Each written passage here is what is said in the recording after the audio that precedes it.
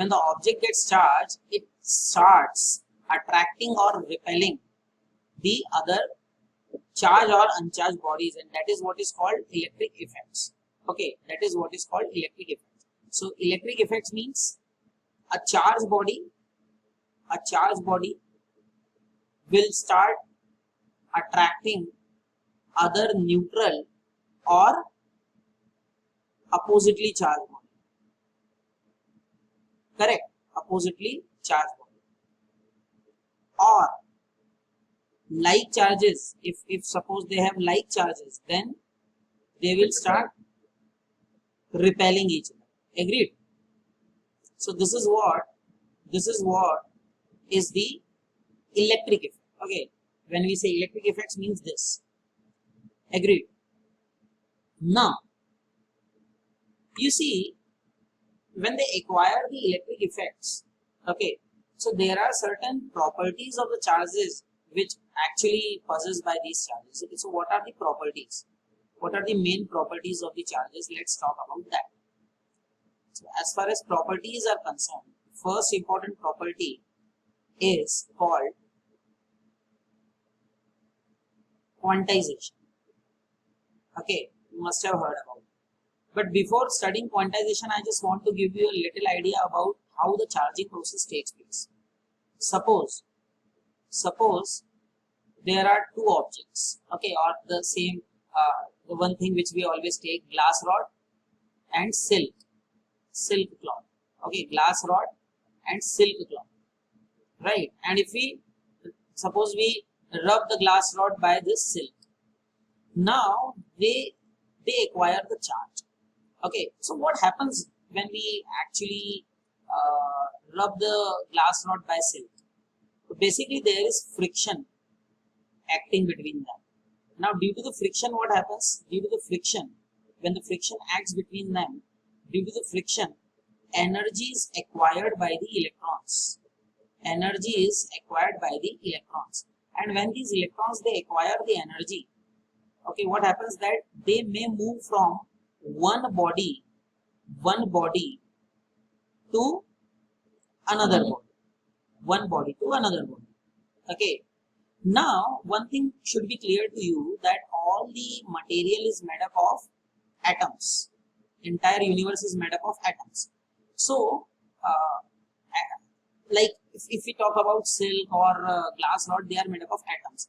And atoms are basically electrically neutral bodies. They are electrically neutral. What does it mean? They possess equal number of positive and negative charges. Equal number of positive and negative charges. And that's why we can say that any body initially is electrically neutral. Correct? It is initially neutral. So electrically it is neutral.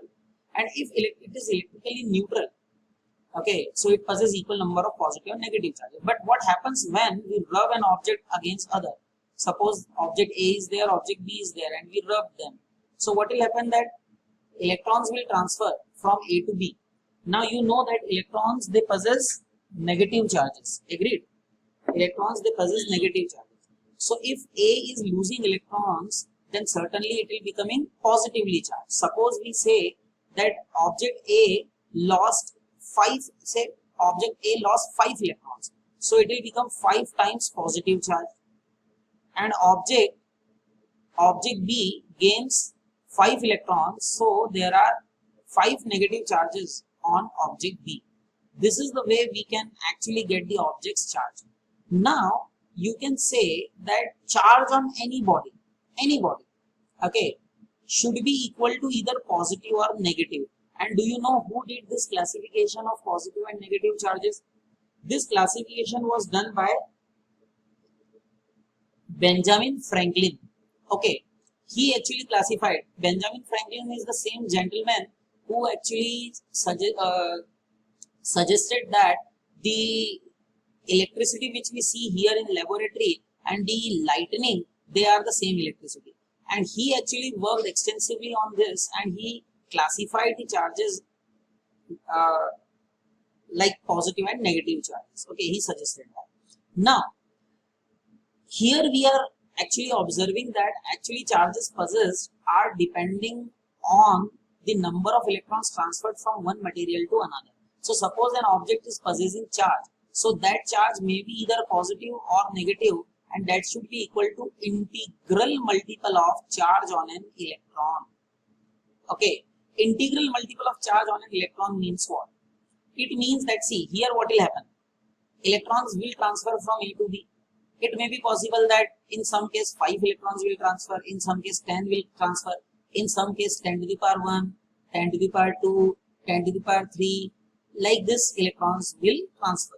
Okay, but they will be always in integral number. It will not happen that half electron has passed or 1/4 electron has passed. Agreed? Yes, sir. And due to that, what will happen? Due to that, what will happen? This n stands for the number of electrons. Okay, it is integral number. So you can write Q is equals to plus minus, that is positive or negative, n times E. This is what is quantization of charge. Okay, this is what is called quantization of charge. Charge on an electron is either positive or negative, and that is equal to integral multiple of charge on an electron. Because integral number of electrons can transfer from one body to another. We can also understand it like this. Try to understand. Like suppose we are talking about a wall. If we are talking about a wall, then what is the basic or fundamental unit of a wall? Can you suggest? What is it? Sir, Brick. Right. So there are some walls, they are made up of 5 bricks. Okay. Say 100 bricks or 500 bricks. Maybe some made up of 1000 bricks. Agreed? yes, sir. So big thing is made up of small things. Similarly, big charge or say the charge on a body is equal to integral multiple of charge on an electron. This is what is called quantization for you. Quantization is nothing but a big thing is made up of small things. That's it. Okay. And here we have taken n because you know that n stands for integral.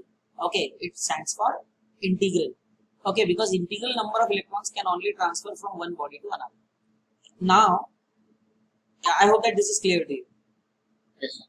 Now comes charge on an electron. Do remember that as far as the charge on an electron is concerned, it is equals to minus 1.6 into 10 to the power minus 19 coulomb. This is the value of the charge on an electron. Agreed? This is the value of charge on an electron. Now, if suppose you have to determine the number of electrons. What is the unit of charge? Unit of charge is coulomb. Suppose you have to determine number of electrons in 1 coulomb of charge. So how can we determine that? So for that, what you will do, you know Q is equals to Ne. Plus minus stands for whether the electron is gained or lost by the material. Okay. So Q equals to N times E. Q is what? It is 1. And electrons, if we take the magnitude of the charge, we will take 1.6 into 10 to the power 19. So N will be 1 upon 1.6 into 10 to the power minus 19. Further, you can solve this. This is actually a standard value which I know. So I will tell you that it will be 6.25 into 10 to the power 18 electrons. This will be 6.25 into 10 to the power 18 electrons. So these are the number of electrons available in 1 coulomb of charge. That there are 2 types of charges. Okay, charge can be either positive or it can be either negative. Okay, positive or negative charges are there, and you know that who did the classification of this? Benjamin Franklin. He was the scientist who did this. Okay. Then there are other properties of charges also that we are going to discuss. Like charges are additive. Okay, charges are additive. Additive means what? That you can simply add or subtract the charge. Suppose that there are many charges, and if you have to find a total charge, so what you will do? You will be simply adding them: 5 coulomb, 2 coulomb, minus 3 coulomb, minus 1 coulomb, plus 9 coulomb, like this. Simply you can add charges, and this is what is called charges are additive. Okay. Then the next property is charges are conserved. Charges are conserved. So what do you mean by conserved? Charges are conserved. Conserved means charges can neither be created nor be destroyed. Charges can charges can neither be created nor be destroyed. Neither be created nor be destroyed. Neither be created nor be destroyed. You can't create the charges, you can't destroy the charges. They can neither be created nor be destroyed. What we can do is we can transfer them.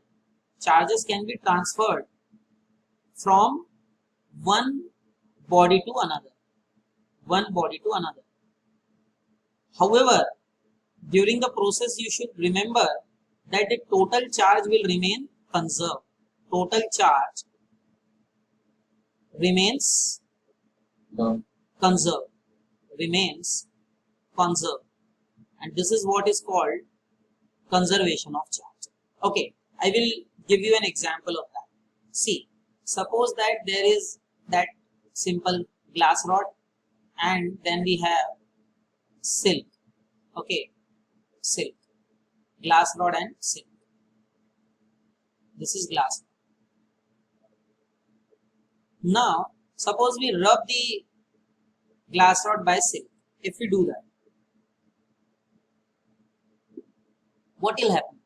You know that because of rubbing there is friction produced, and due to the friction, now before rubbing they both were neutral. It means that a charge on this was 0 initially and charge on this was also 0 initially, right? So if we say charge before, okay, if we say charge before, so charge before is 0 coulomb, correct or not? Or in simple numeral we can write 0 coulomb. Now suppose that charges are transferred, okay, because of rubbing. So say after rubbing, charges are transferred. So suppose that this glass rod, it loses say 10 electrons, and it loses 10 electrons, so it becomes plus 10. Okay, okay, 10. So it becomes plus 10 electron. It possesses plus 10 electron charge now, and this will possess minus 10 electron charge because 10 electrons is being transferred. Okay, so it becomes minus 10 electrons. Okay, now you can say after charging, if we talk about the system, okay, after charging, if we talk about the system, we will get plus 10 coulomb of charge, or you can say plus 10 E of charge minus 10 E of charge on this. So total charge will be again 0. What does it mean? That the charge remains conserved. Okay, total charge on a system remains conserved. It is not going to change. Any doubt? No, sir. Understood? Yes, sir. So it means that the charges are conserved. So charges are quantized, charges are conserved, charges are additive. Okay, these are main properties of charges. Okay, and do remember that because this electricity is produced due to friction, that's why we also call it frictional electricity. Okay, we also call it frictional electricity. Yeah, we talked about charging due to friction. There can be other methods of charging also. One is called charging by induction. You must have heard about. Suppose that this is an insulating stand and there is a sphere. Okay, now it is neutral at this moment. Now what we have done, we brought a positively charged glass rod near to this sphere like this. So here comes the positively charged glass rod. Okay, here we have the positively charged glass rod. This is positively charged glass rod which we brought. So when we bring the positively charged glass rod, what will happen? Now in that case, what will happen? That electrons will be induced. Okay, so suppose that 4 electrons, say 1, 2, 3, 4. 4 electrons have transferred or say moved this side. Why? Because they are being attracted towards the positive charge. And positive charge on the other end, equal positive charge on the other end will be produced. Why? Because earlier these charges were evenly distributed. But here what is happening, that because we brought the positive charge, that's why the shifting has taken place. And now the charge density has shifted a bit. Now electrons are moving towards this side, left side, and the right side is actually positively charged. Okay, let's now talk about the third case. Okay, the same thing is there, but what we are doing now is in the third step, this is the glass rod. Okay, of course positively charged glass rod is there, and you know that the electrons, these electrons are actually attracted towards this, so you have negatively charged electrons also on this side. But what you have done now is you have connected this to ground like this. You connected this to ground. This is grounded. Okay, this is how you show grounded. So if it is grounded, then what will happen? Do you know that ground has equal number of positive and negative charges, and they are infinite in number. Okay, doesn't matter how many electrons you are transferring to ground or how many electrons you are taking from ground, its charge will remain intact. There won't be any change. Okay, so what happens in this case is, what will happen? These positive charges which were possessed by this sphere in the second case, where these positive charges have gone. To the ground. Do you think that the positive charges have gone to the ground? Sure. Yes, sir. Yeah, but that is wrong. Why? Because positive charges can't move. What will happen? What has actually taken place is that the electrons, they have moved from ground to the sphere and they neutralize these positive charges. Now you may ask that then, sir, if you connected it, why these negative charges have not flown to the ground? Yes, sir. Why? Because they are actually being attracted by the positively charged rod. Had this rod been not there, then they must have flown to the ground. But in this case, they will not. Okay. Am I clear? Yes, sir. Now what will happen?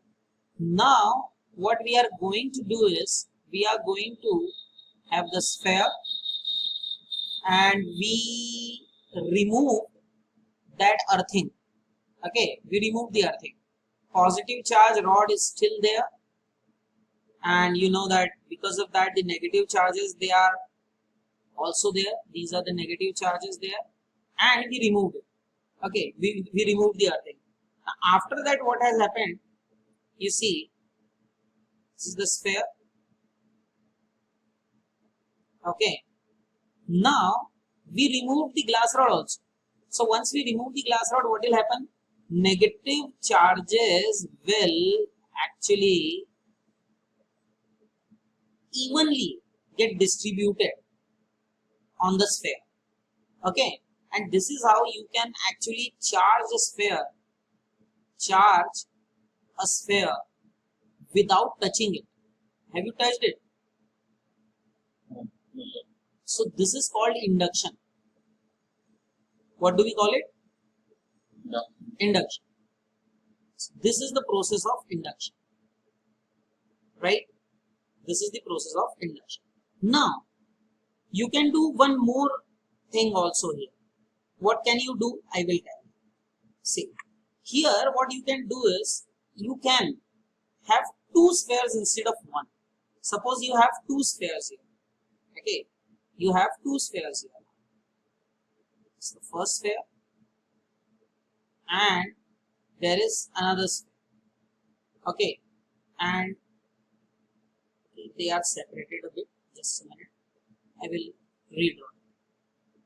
So suppose you have two spheres. One is this,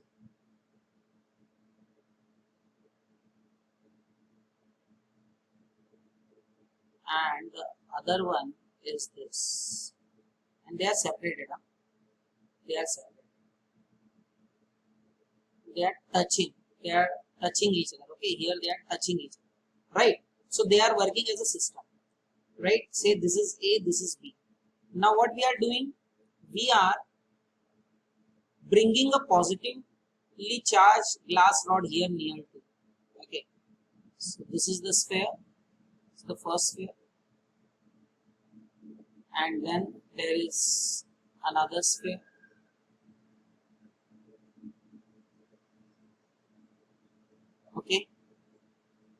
and then we are bringing a positively charged rod near to it, okay, like this.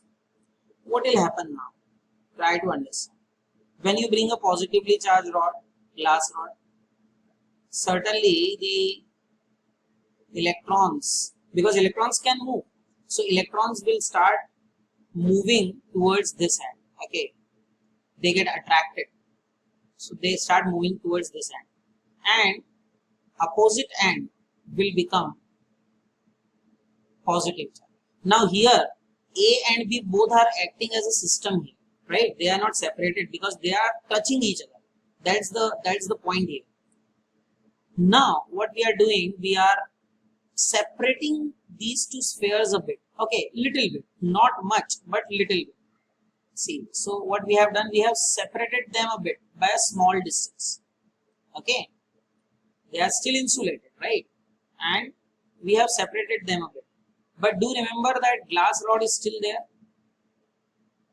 connected, not connected but kept there, and you know that there are positive charges here, right, and what will happen, you know that when you take them to a when you separate them to a very short distance, this will still remain negative and this will become positive, okay, right, so nothing has changed actually, it remains almost same, because still they are getting attracted, these electrons are getting attracted by the positively charged rod.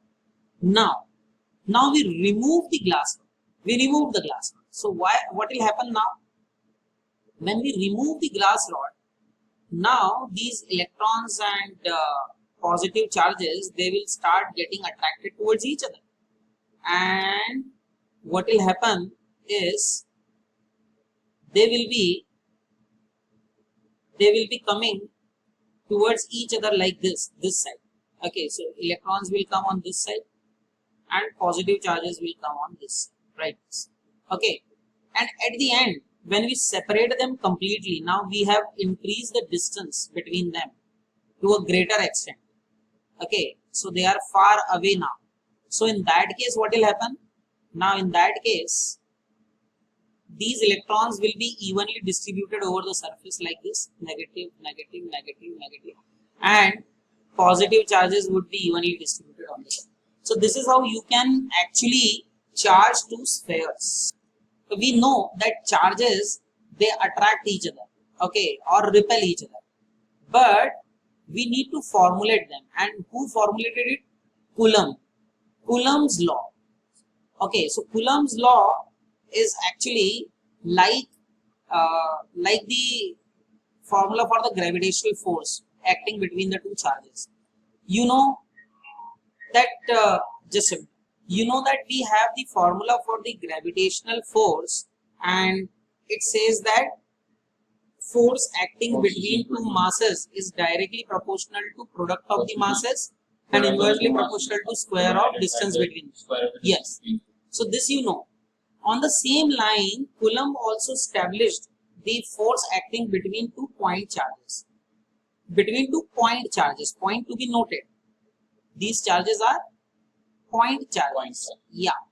So what happens that if we have two charges, 2 point charges, say Q1 and Q2, and these two charges are actually kept at a distance, say small r, okay, then what will happen that these charges will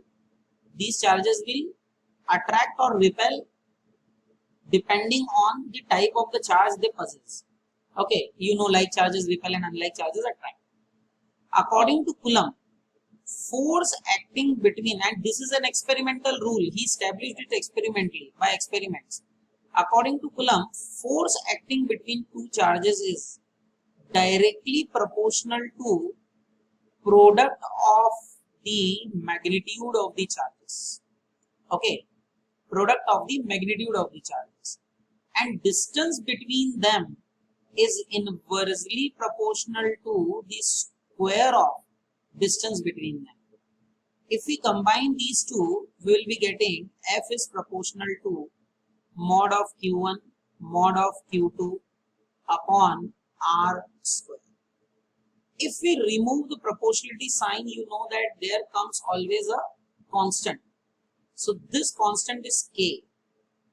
K q1 q2 upon r square. Correct? And this k is called electrostatic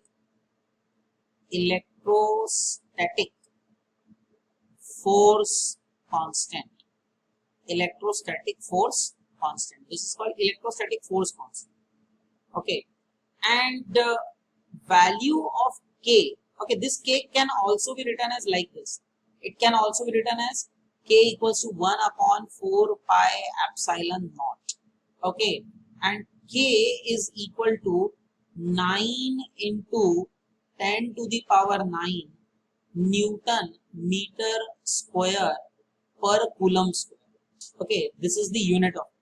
Okay, so this is how this k is actually defined. Its value is this. Here epsilon naught. What this epsilon naught is here? Do remember that epsilon naught, its value is 8.85 into 10 to the power minus 12 coulomb square Newton inverse meter to the power minus 2. Now you must be wondering that from where we are getting all these values. So it's very simple. You know F is equals to 1 upon 4 pi epsilon naught q1 q2 upon r square. I am not talking about the value of it. Okay, value you have to remember. But suppose you have to find epsilon naught. What you will do? Epsilon naught will be 1 upon 4 pi f q1 q2 upon r square. Right? So here you can see that force will be in Newton inverse. Here you have Newton inverse. Coulomb square, here you have Coulomb square. And meter to the power minus 2. So all these values you have here, very easily you can find it out. Okay. Now, dimension of epsilon naught. If you have to determine the dimension of epsilon naught, that also you can do. You must have studied dimension analysis in 11th standard. So what you are going to do here is epsilon naught is equal to q1 q2, that can be written as q square. Basically this is charge upon f into r square. Do remember that 4 pi is a constant, it has no unit. Now charge is not a fundamental physical quantity, current is. You know current is equals to charge upon time. So charge will be current into time. Agreed? So dimension of charge will be, if current is represented by A, so it will be A into T. And here you can see, not ampere, the notation is A. Okay, it's not ampere, it doesn't stand for ampere here. So you can write A to T2 because its power 2 is there. And then comes R2, R2 is length 2. Okay, and the last thing is force. Dimension of force you must have remembered, it is mass into acceleration, so that gives you m1 l1 t to the power minus 2. So when we substitute here m1 l1 t to the power minus 2, right? So dimension of epsilon naught will be, when you solve this, it will be m to the power minus 1, l to the power 1, l to the power 2, l to the power 3. So it will be l to the power minus 3, t to the power minus 2, and go up, it will be to the power 4 and a to the power 2. Okay, so m minus 1, m minus 1, l minus 3, to the power 4, a to the power 2. This is the dimensional formula for epsilon naught. I hope that this is clear to you. Yes, sir.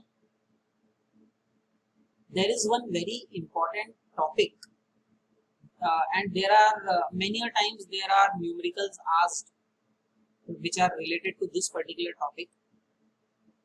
Dielectric constant,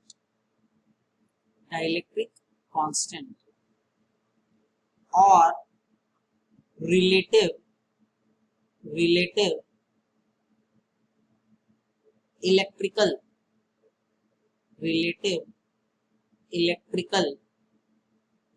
permittivity, relative electrical permittivity permittivity.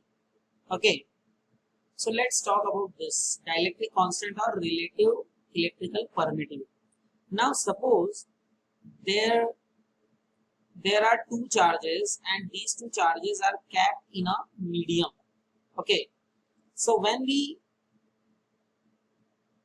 keep them in a medium, okay, medium is other than vacuum or air. Okay, if we keep it say in water, okay, so we can write it is 1 upon 4 pi epsilon q1 q2 upon r square, correct? Where epsilon, okay, it is the electrical permittivity, it is the absolute, you can say it is absolute electrical permittivity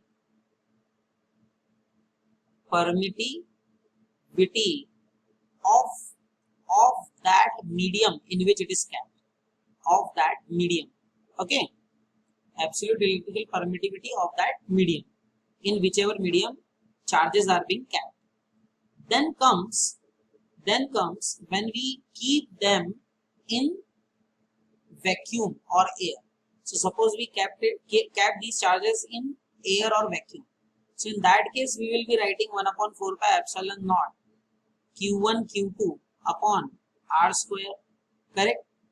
And epsilon naught is said to be absolute electrical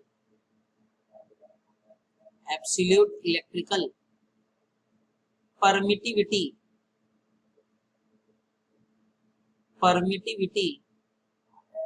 of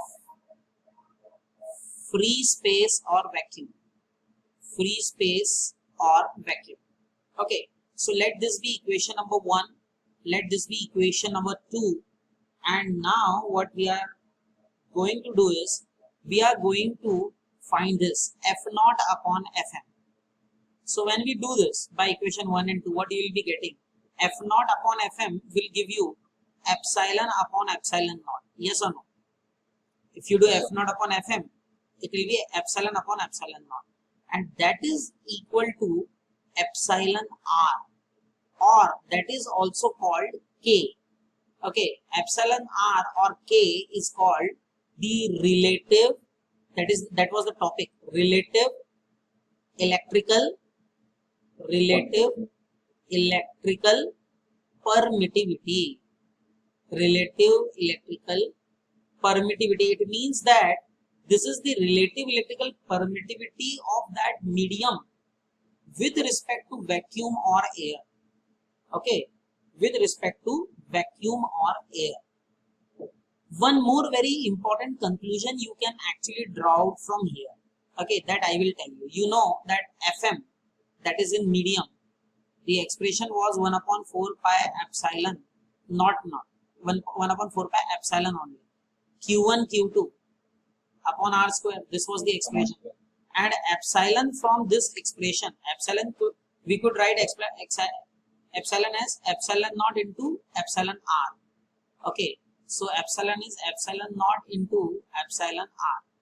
Okay, so we can write 1 upon 4 pi epsilon into epsilon naught into epsilon r, and that is q1 q2 upon r square, and this is fm, right? Epsilon r can also be written as k. We can write it as k also. Okay, generally we write it by k, so we can write it like this also: 1 upon k multiplied by 1 upon 4 pi epsilon naught q1 q2 upon r square. Agreed? This is fm. Now you can write this as f naught. So fm will be equal to 1 upon k times f naught. Okay, fm is equals to 1 upon k times f naught. What does it mean? It means that the force acting between two charges in a medium, when they are kept in a medium, that force will be 1 upon k times the force acting between the charges when they are kept in vacuum. Okay, because F naught is the force acting between the charges when they are kept in vacuum, and Fm is the force acting between the charges when they are kept in medium. So in medium, when they are kept, the force acting will be 1 upon k times the force acting between the charges when they are kept between air or vacuum. Okay, between air or vacuum. So this is what is the meaning of this particular expression. Okay, and this is extremely important. Do you know why? I will tell you. You know that like ions NaCl, it gets dissolved and it gets converted into ions Na plus and Cl minus when they are dissolved in water. Do you know why? The reason being, value of K for water is 81. 81. Yeah. So what happens? Fm is equals to 1 upon K times F naught. What does it mean? That in air, if the force is F naught between the sodium plus and chloride ions, then do remember that when they are immersed in water, then in that case the force becomes 1 upon 81 times that in air. And because of that, what happens? Their force of attraction becomes very less. And because the force of attraction becomes very less, they can be separated. And that's why they are formed in form of, they are placed in form of ions there, or they are present in form of ions there in the water solution of it, or in the aqueous solution of it. So this is extremely important point. Now suppose there are many charges. Okay, there are many charges which are unevenly distributed in a space. Okay, and there is another charge. Say there is a charge Q naught, and what we have to do, we have to determine the force acting on this charge Q naught due to charges Q1, Q2 and so on Qn. Okay, so you have to determine the forces. So how will you determine the force? So for that, what you will do, suppose you have to find the resultant force acting on charge Q naught. So you will write resultant force acting on charge Q naught, that is O, is actually the vector sum of force acting on the charge Q naught due to first charge plus force acting on the charge due to second, plus and so on, plus force acting due to nth charge. So basically what you have to do is, you have to do the vector sum of it, and then you know what you will be doing. You will be substituting all these forces and you can get the answer. You will get a better idea about this when we will do some numericals related to that. Okay, that will give you a better idea. Okay, am I clear? Yes, sir. So here we talked about the discrete charge distribution. These are discrete charges. These are discrete charges. Discrete charges means they are separated. They are being separated like this. But there can be continuous charge distribution as well. Okay. Now there are various ways of continuous charge distributions. Continuous charge distribution. Charge can be distributed continuously also. So continuous charge distribution. Okay, you see, there can be many ways by which we can actually distribute the charge continuously. There can be linear charge density. There can be linear charge density. Okay, there can be surface charge densities. Charge can be distributed on a surface, so surface charge. Or there can be volume charge distribution. There can be volume charge distribution. Surface charge, instead of density you can write distribution. Okay, that sounds better than this. So linear charge distribution, surface charge distribution and volume charge distribution.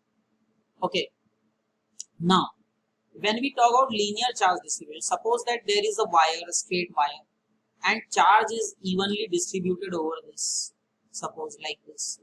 Okay, So we can say linear charge density, it is defined as lambda, and it is given by charge per unit length.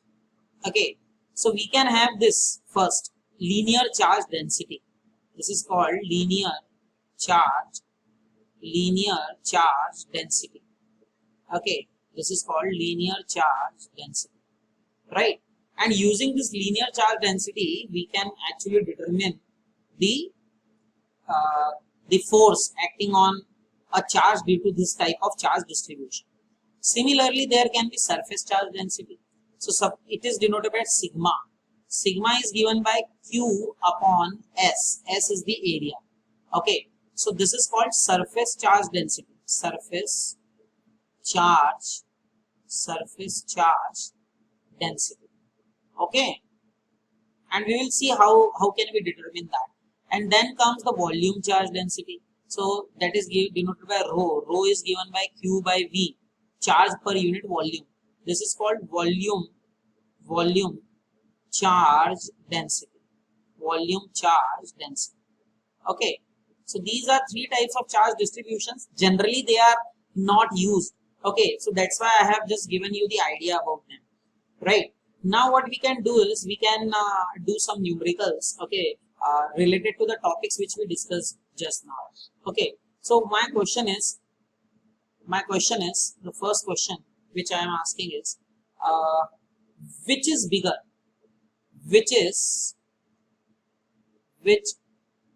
Give me a moment. Yeah, which is bigger?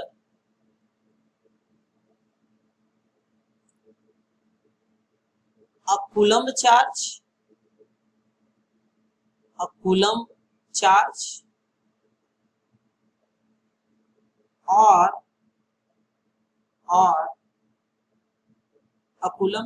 or charge on an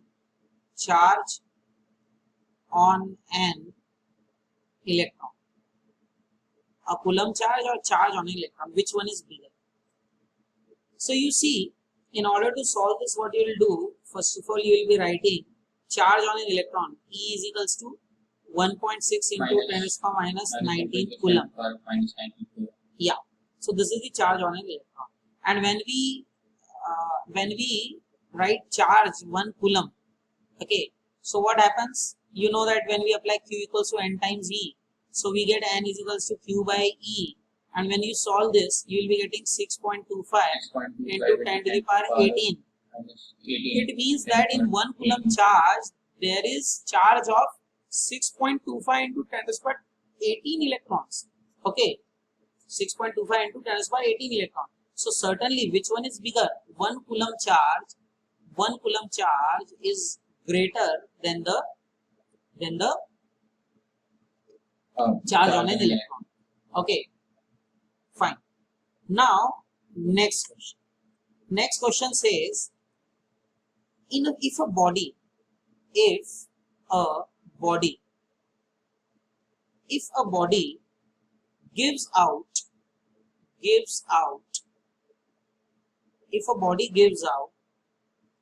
10 to the power 9 electrons every second. If a body gives out 10 to the power 9 electrons every second, okay, how much time is required? How much time is required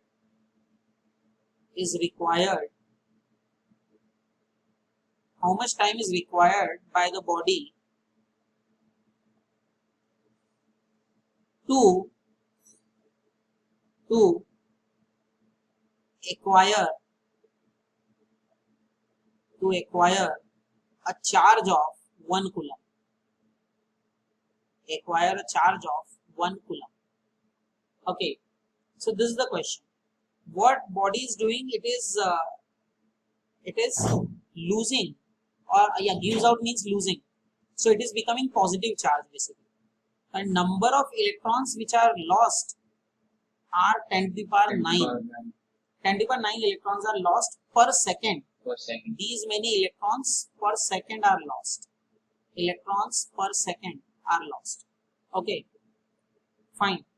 And total charge required is 1 coulomb. Agreed? Yes. Now what we can do is we can write the charge acquired or lost by the body in 1 second. If we say charge acquired by the body in 1 second, so how much charge will it be? Q equals to n times E. This will be the charge. And what is n? N is 10 to the power 9.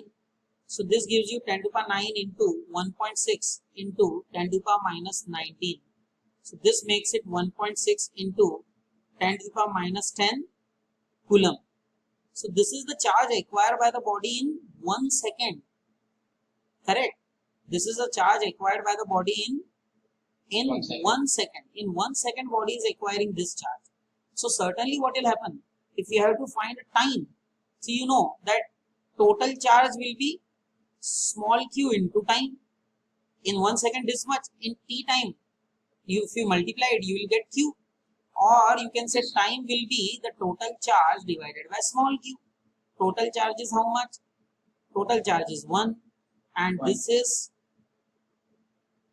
1.6 into 10 to the power minus 19, minus 10. And then you solve this, this will be 6.25 into 10 to the power 6.25 10 to the power 10. Okay, 6.25 into 10 to the power I think this will be 9 10 to the power 9. So 6.25 into 10 to the power 9. So these many seconds, and these many seconds means, do you know how much time? Just imagine, it will take 198 point something years. So by this you can get the idea that 1 coulomb is a very huge charge. Correct or not? It's not a small charge, it's a big quantity of charge. Agreed? Yes, sir. See, question says that 2 electrons are there, 2 electrons and a positive charge q. They are held along a straight line. So at what position and for what value of q will the system be in equilibrium? Now try to understand. We have a point A, we have another point B, and here we have minus E charge, here we have minus E because 2 electrons are there, and then we have a charge plus q which is kept somewhere here, we don't know where, and they are kept at a distance. This distance is also not mentioned, so let it be x. Okay, now it is asked that they should be in equilibrium. Okay, these two charges should be in equilibrium. Now what do you mean by equilibrium? So try to understand that equilibrium means that they will remain stationary like the way they are. And for that, what should happen? Suppose we are talking about this particular charge. So what should happen? That this positive charge will attract this charge. Say this is attracting by F1, and this negative charge will repel this charge by say F2. And if this system is in equilibrium, then what should be there? Then in that case, the forces F1 and F2, they should be equal. If they are equal, then we can say that yes, equilibrium is established. Otherwise not. Okay, so what we will do is we will be finding this. Okay, suppose F1 is this attractive force, so it will be 1 upon 4 pi epsilon naught. So we are writing K. Q1 is what? Q1 is plus Q, and Q2 is what? It is minus E divided by distance square. What is the distance? It is held at what position? The position is also not mentioned, right? 2 electrons and a positive charge q are held along a straight line at what position and for what value of q? Okay, at what position and for what value of q?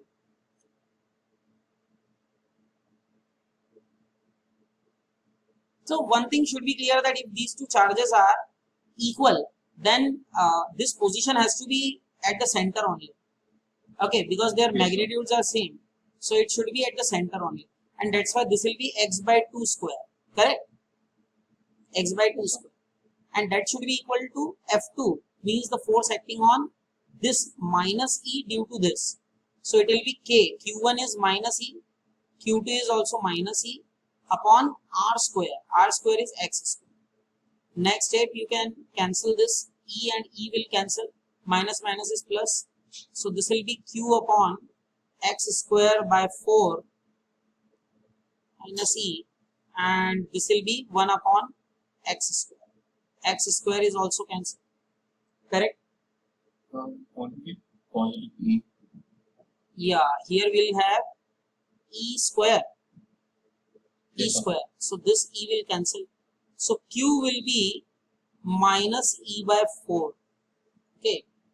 Now it can't be negative basically. Okay, because it is mentioned that it is positive. So it can't be negative. Okay. So this is actually giving an absurd result in that case if we say, right? So it can't be negative. It will be positive only, and that should be plus E by 4. Okay. So magnitude of charge should be plus E by 4, and this will be the answer. I hope that this is clear to you.